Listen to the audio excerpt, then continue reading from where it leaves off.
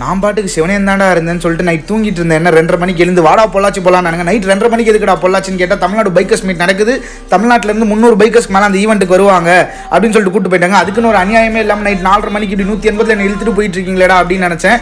அப்படியே ஒரு தூக்கத்தை போட்டு அடுத்த நாள் காலையில் எழுந்து பார்த்தா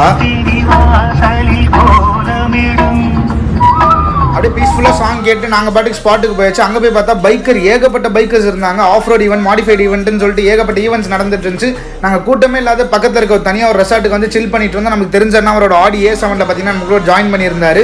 சுற்றி முற்றி பார்த்தா ஒரு பச்சை பசங்க இருந்துச்சு. இதோட ஃபால்ஸில் குளிச்சா எப்படி இருக்குன்னு யோசிச்சுட்டு இருந்தோம். கிளம்புங்க பாய்ஸ் ஃபால்ஸுக்கு போகலான்னு சொல்லிட்டு ஃபால்ஸில் போய் ஜாலியாக ஒரு 1 hour ஃபன் பண்ணிட்டு இருந்தோம். பண்ணதுக்கப்புறம் செமையாக பசிச்சுதுங்க. அப்படியே ஆலியா டேம் போய் சாப்பிட ஆரம்பிச்சிட்டோம். நல்லா போயிட்டு இருந்த வீக்கெண்டை ஏன்டா அப்ரப்டாக கட் பண்ணேன்னு கேட்டால், நாளைக்கு காலையில் சென்னையில் வேலை இருக்கு மாப்பிள்ள, நைட் ஒரு நைட்டாக இப்போ போகிறோன்னு சொல்லிட்டு நைட் ஒரு நைட்டாக என்னை இழுத்துட்டு வந்துட்டாங்க. இதே மாதிரி வீக்கெண்டு வந்ததும் போனதும் தெரியாமல் உங்களுக்கு எக்ஸ்பீரியன்ஸ் இருந்துச்சுன்னா கமெண்ட் பண்ணுங்கள்.